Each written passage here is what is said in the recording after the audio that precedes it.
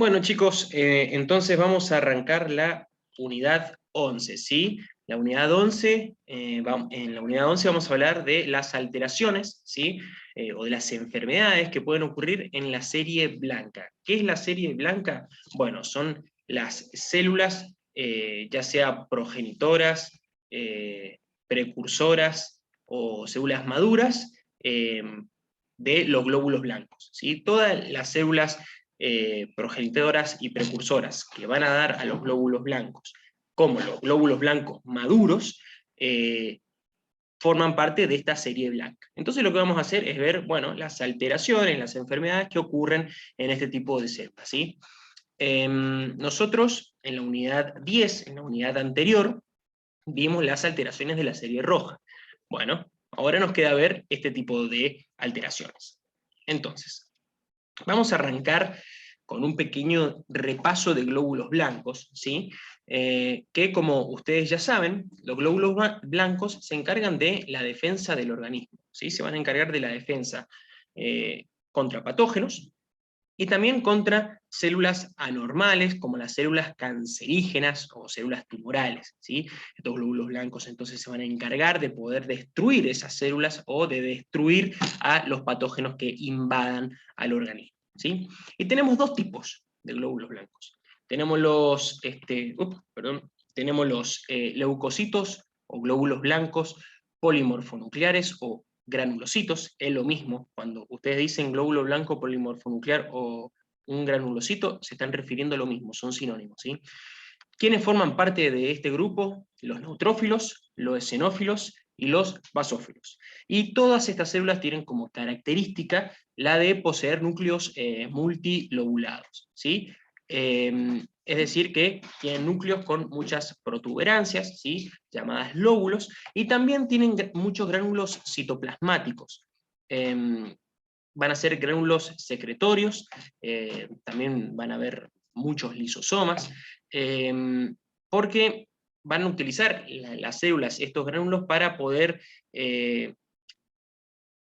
generar una respuesta inmune, ya sea destruyendo o matando un patógeno o alertando al resto de las células del sistema inmune de que existe un patógeno en el cuerpo, ¿sí?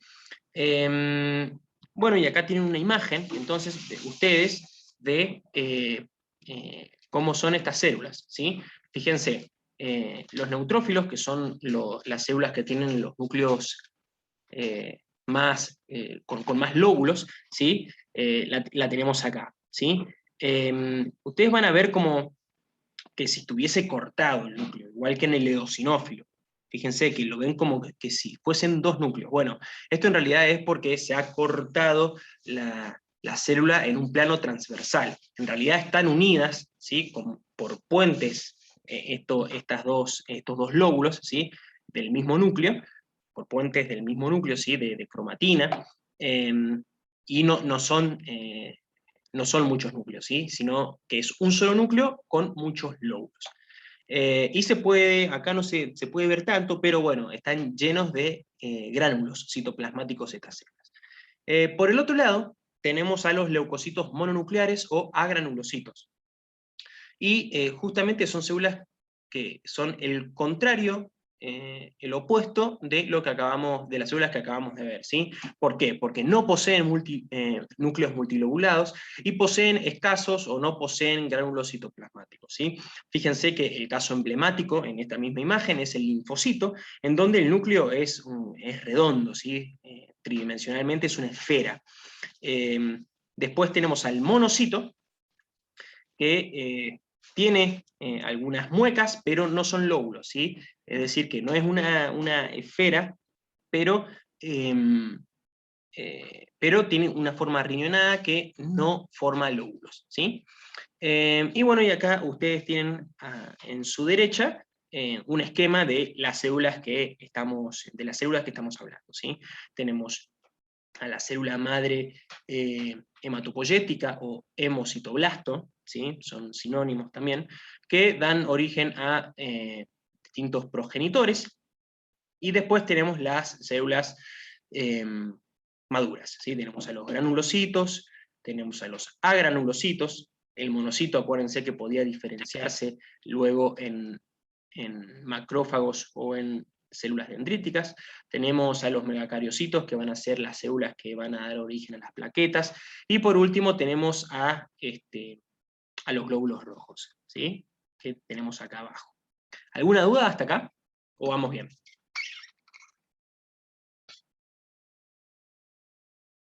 Todo bien, profe. No, profe. Perfecto. Bueno, sigamos. Antes de arrancar la clase propiamente dicha, vamos a repasar algunos conceptitos o palabras claves, si ustedes, después, para que ustedes, si después decidan leer una bibliografía o algún texto, ¿sí?, relacionado a lo que vamos a ver, se van a encontrar con palabras como las que vamos a analizar ahora. Esto, de nuevo, es como un apoyo que les puedo dar cuando, si ustedes quieran leer un tipo determinado de bibliografía, pero esto no es necesario que lo sepan, ¿sí? Simplemente es una ayuda, ¿sí? Conceptos como neoplasia, por ejemplo, cuando ustedes leen en este tipo de literatura, porque nosotros vamos a ver cánceres sanguíneos, ¿sí? Entonces vamos a entrar muchas veces en este tipo de concepto que es la neoplasia. La neoplasia es una masa anormal de tejido que aparece cuando las células se multiplican más de lo debido o no se mueren cuando deberían, ¿sí? ¿Qué quiere decir? Que hay una proliferación aumentada de un tipo de células, ¿sí? Una proliferación anormal, ¿sí?, alta de células, o no mueren cuando deberían, como por ejemplo cuando las células no entran en apoptosis, ¿sí? Cuando las células no entran en apoptosis se empiezan a acumular, porque no mueren, y podemos tener entonces neoplasia en ese sentido. Tenemos dos tipos de neoplasia. Tenemos las neoplasias benignas, que no son cancerosas, y las neoplasias malignas, que sí son cancerosas.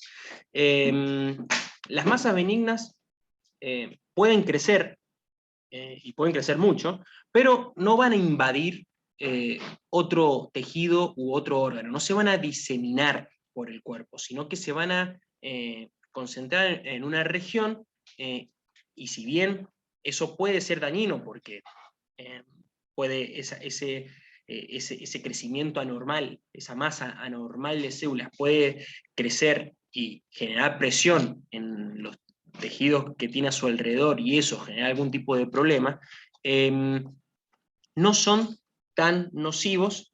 De hecho hay algunas neoplasias que directamente no generan ningún tipo de mal, como si son las neoplasias malignas, ¿sí? Porque las neoplasias malignas, las células anormales, empiezan a invadir otras partes del cuerpo, pueden destruir los tejidos que tienen a su alrededor, y cuando hablamos de neoplasia maligna, estamos hablando de un cáncer, ¿sí? Ahora, una neoplasia benigna, ¿sí?, puede dar lugar a un cáncer o a una neoplasia maligna, ¿sí? Es decir, que todo cáncer en algún momento fue una neoplasia, ¿sí?, una neoplasia benigna, que esa neoplasia siguió mutando su ADN, ¿sí?, las células de la neoplasia siguió mutando su ADN, que después dieron origen a células malignas, ¿sí? Pero no todas las neoplasias van a dar a cáncer, ¿sí? Luego tenemos el concepto de displasia, que este concepto hace mención a la presencia de células anormales en un tejido o un órgano, ¿sí? De nuevo, la displasia no es un cáncer, pero de nuevo, la displasia puede volverse cáncer, ¿sí? En caso de nuevo, de que se sigan produciendo mutaciones en el ADN que generen células cada vez más anormales y más dañinas al cuerpo, ¿sí? ¿Alguna duda con neoplasia?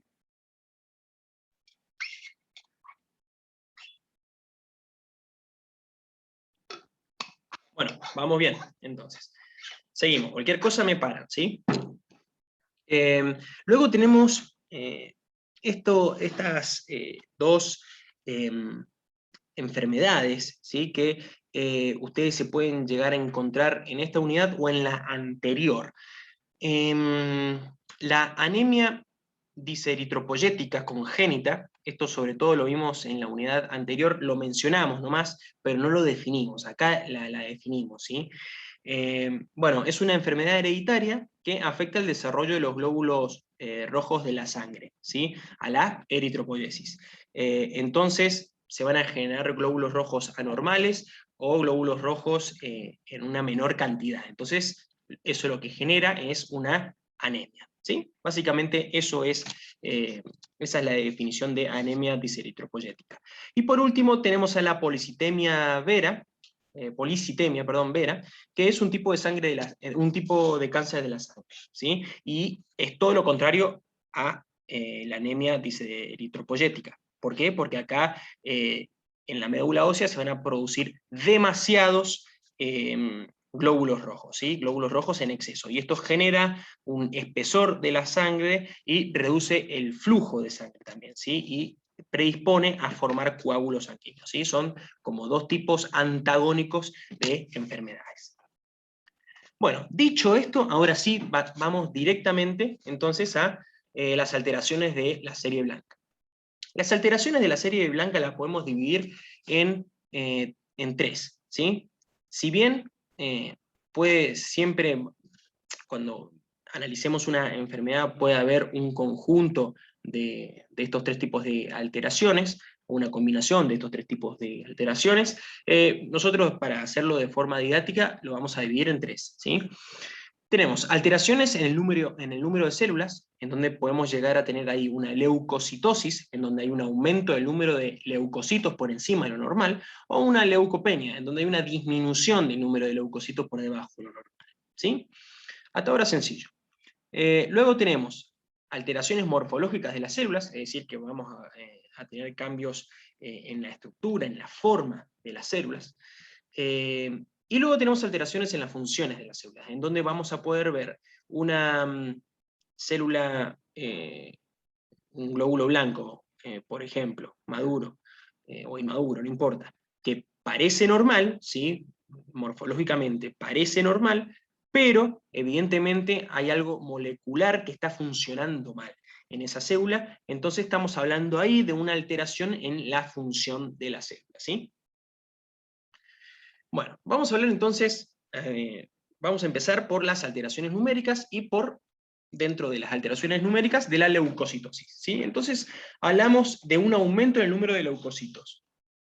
¿Cuál es el número en donde nosotros decimos, tienen los glóbulos blancos altos? Bueno, cuando se superan los 11.000 glóbulos blancos por milímetro cúbico, ¿sí? O por microlitro. Milímetro cúbico o microlitro es lo mismo, ¿sí? Entonces veamos los valores normales de los leucocitos en sangre. Los leucocitos rondan entre 5.000 y 11.000 células por microlitro, ¿sí? Y cuando hablamos de leucocitos hablamos de todos los glóbulos blancos, entonces el porcentaje total de todos los glóbulos blancos es el 100%. Luego tenemos a los neutrófilos, que es el glóbulo blanco más presente, ¿sí? Hablando dentro del mundo de la serie blanca, ¿sí? Se representa entre 2.000 y 7.500 neutrófilos por microlitro, y representan entre el 54 y el 62% del total de glóbulos blancos. Luego, la célula que le sigue en proporción es el linfocito, entre 1.500 y 4.000 por microlitro, y es entre 25 y 33% del total de los glóbulos blancos. Luego los monocitos, los eosinófilos y los basófilos, ¿sí? Hay distintas causas de leucocitosis, ¿sí? De este aumento de glóbulos blancos. Tenemos aumentos normales o fisiológicos, como por ejemplo puede ser en el embarazo, que se produce un aumento normal en los glóbulos blancos, o en la infancia, porque estamos hablando de una etapa en el desarrollo donde se crece mucho, entonces podemos tener en algún momento picos de glóbulos blancos, o cuando realizamos algún tipo de trabajo con mucho esfuerzo, o cuando sufrimos mucho calor, ¿sí? En esos momentos se puede aumentar el número de glóbulos blancos. Después tenemos reactivas, en el sentido de que cuando nosotros sufrimos algún dolor intenso, o alguna quemadura, necrosis o algún traumatismo, puede aumentarse el número de glóbulos blancos.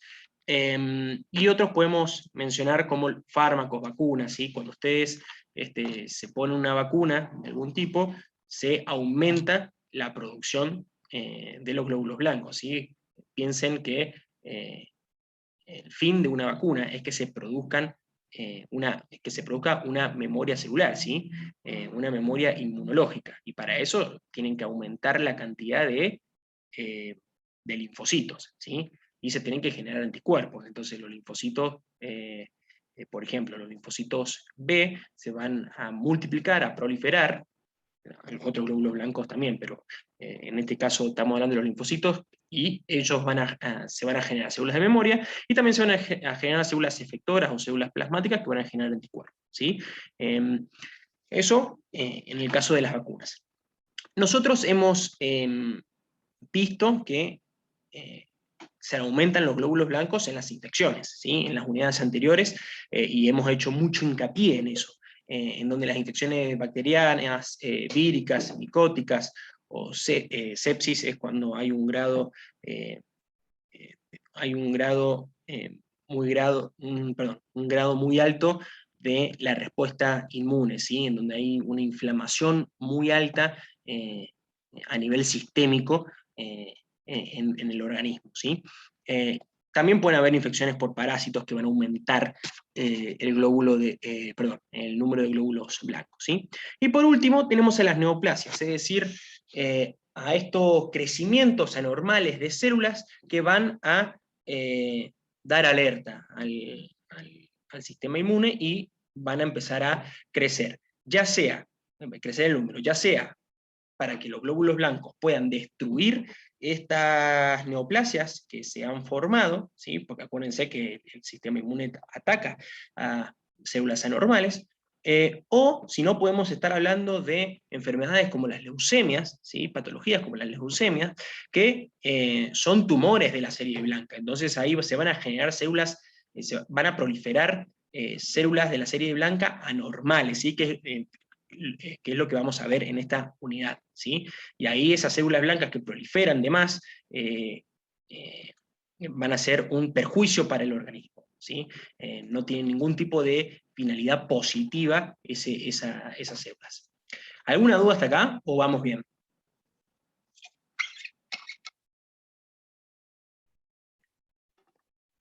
¿Siguen conmigo? Sí, profe, todo bien. Bien, buenísimo. Bueno, sigamos.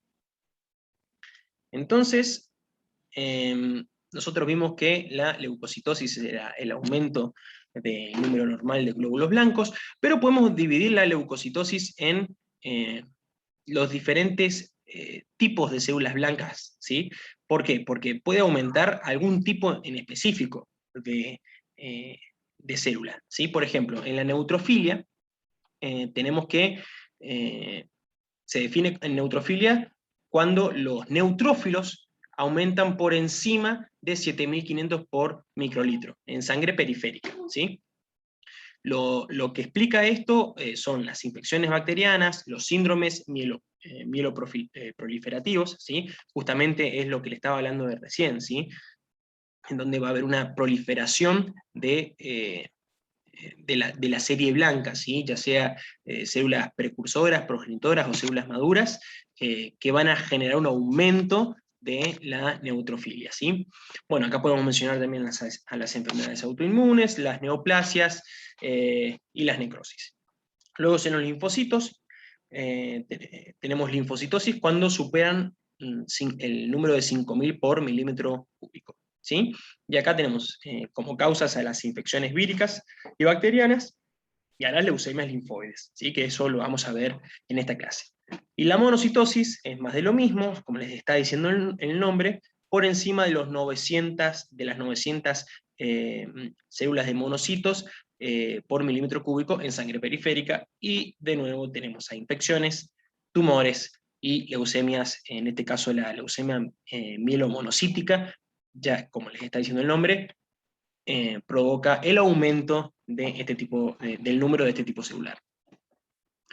Tenemos a la eosinofilia, luego, que se puede explicar por reacciones alérgicas, ¿sí? Acuérdense que los eosinófilos tienen mucho que ver en las reacciones alérgicas, ¿sí?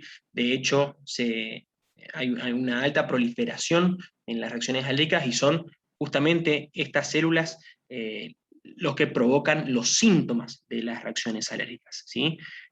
Porque reaccionan estas células cuando no deberían reaccionar, ¿sí? Eso es básicamente lo que sucede en las alergias. Y acuérdense también que estas células eran muy importantes cuando se tenían infecciones parasitarias, ¿sí? Acuérdense que los parásitos son animales, pueden ser animales, ¿sí? Animales grandes como un gusano, como una tenia, ¿sí? Un nemátodo. A esas células no las podemos fagocitar, ¿sí? No puede venir un macrófago y tratar de fagocitarse a un gusano, es imposible. Entonces lo que hace el sistema inmune es utilizar a este tipo de células que son los eosinófilos, que son granulocitos, y como tienen ustedes ahí en la imagen, que acá se ve bien, los gránulos que tienen los eosinófilos, ¿sí? Y los eosinófilos tienen estos gránulos secretorios que están llenos de toxinas adentro, y cuando se liberan, lo que hacen es degradar la pared de los parásitos, ¿sí? Y con el fin de poder matarlo al parásito, ¿sí?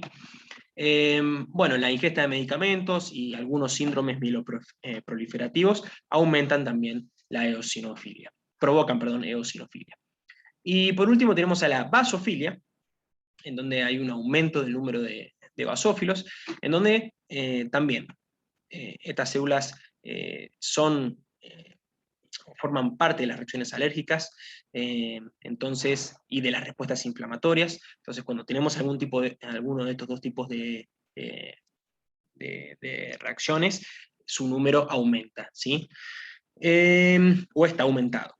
Y también, de nuevo, en síndromes mieloproliferativos. Fíjense que son bastantes, si no especificamos qué tipo de síndrome mieloproliferativo es, casi todas son causa de un aumento de algún tipo celular de la serie blanca, ¿sí? Bueno, ahora vamos a hablar de la leucopenia. Recién hablamos del aumento en el número de leucocitos por arriba de lo normal, ahora vamos a hablar de la disminución en el número de leucocitos por debajo de lo normal, ¿sí? Y tenemos distintos tipos de leucopenia, como la neutropenia, donde hay un número de neutrófilos por debajo de los 1500 por microlitro, y causa de esto son los fármacos, leucemias agudas y algunas infecciones, ¿sí?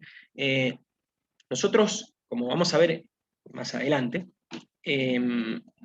a ver, no siempre hay una relación entre, por ejemplo, leucocitosis, ¿sí? Como el aumento del número de glóbulos blancos, no tienen por qué aumentar todas las células blancas, sino que puede aumentar una muchísimo, que es lo que sucede, por ejemplo, en lo que vamos a ver ahora en leucemia, ¿sí? Aumenta un grupo de células blancas mucho su número, ¿sí? Hay una gran proliferación, y eso provoca una disminución de las células blancas normales, ¿sí? Entonces, yo, por ejemplo, en una leucemia,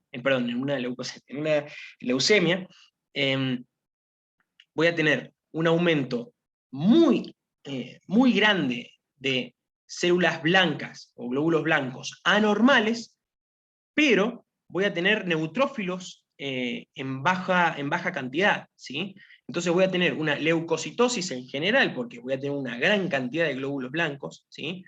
Porque hay justamente una proliferación de ese tipo de células, pero las células normales están a la baja. Entonces voy a tener neutropenia. Y es por eso que, por ejemplo, en leucemias agudas, si bien puedo llegar a tener una leucocitosis de células anormales, voy a tener una neutropenia porque hay una baja en la cantidad de neutrófilos que son las células normales, ¿sí? De la médula ósea.